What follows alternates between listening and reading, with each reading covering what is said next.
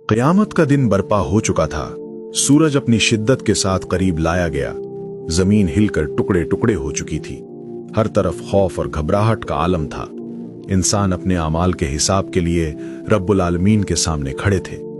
किसी के हाथ में नेकियां थीं तो वो खुश और मुतमईन था, और जिसके अमाल का पलड़ा हल्का था उसके चेहरे पर अंधेरा और शर्मिंदगी छाई हुई थी।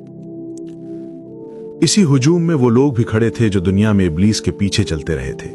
उन्होंने उसके बहकाने पर गुनाहों की जिंदगी गुजारी, नाफरमानी की राहों पर चलते रहे और अल्लाह के अहकामात को पसे पुश डाल दिया। आज जब उनके अमाल सामने आए तो सख्त घबरा गए। उनके दिलों में एक ही बात थी, हमारा हाल इस दिन क्यों ऐसा है? किसने हमें इस गड्ढे में डाला? उनकी नजरें घूमती रहीं और आखिरकार उनकी निगाहें इब्लीस पर पड़ी जो उनके दरमियान ही मौजूद था। वो सब चीख उठे, यही है, ये वही है जिसने हमें बहकाया। इसी के कहने पर हमने बुराइयां की। या अल्लाह इसे पकड़ो और हमें मुआफ कर दो। लोगों का हुजूम इब्लीस के गिर्द इकट्ठा हो गया। वो नफरत और गुस्से में उस पर टूट पड़े, लेकिन अचानक इब्लीस ने अपनी गहरी और खौफनाक आवाज बुलंद की, एक ऐसी आवाज जो सारी कायनात में गूंज गई। इन्नल्लाह वअदकुम वअदल हक़्क़ि व वअदतुकुम फअख़लफ़्तुकुम वमा कान ली अलैकुम मिन सुल्तानिन इल्ला अन दअउतुकुम फस्तजबतुम ली फला तलूमूनी वलूमू अनफुसकुम। बेशक अल्लाह का वादा सच्चा था और मैंने भी तुमसे वादा किया, मगर मैंने तुमसे झूठ किया।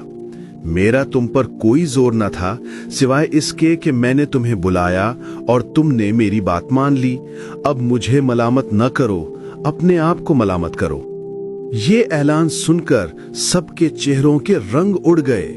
वो लोग जो सारी जिंदगी शैतान के बहकाने में आकर गुनाहों में डूबे रहे थे, अब पछतावे में रोते चिल्ला रहे थे, लेकिन अब देर हो चुकी थी।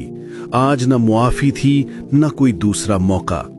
इब्लीस ने मजीद कहा, न मैं तुम्हारी फरियाद सुन सकता हूं और न तुम मेरी।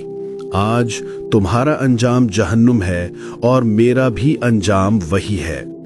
ये अल्फाज सुनकर वो मुजरिम इंसान जो दुनिया में शैतान के पीछे चलते रहे, सख्त नदामत में मुब्तला हो गए।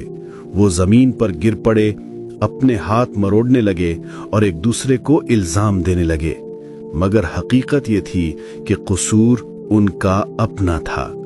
अल्लाह ने किताबें उतारी थीं, नबी भेजे थे, हक को वाज़े कर दिया था, लेकिन उन्होंने अंधी पैरवी में शैतान को दोस्त बना लिया।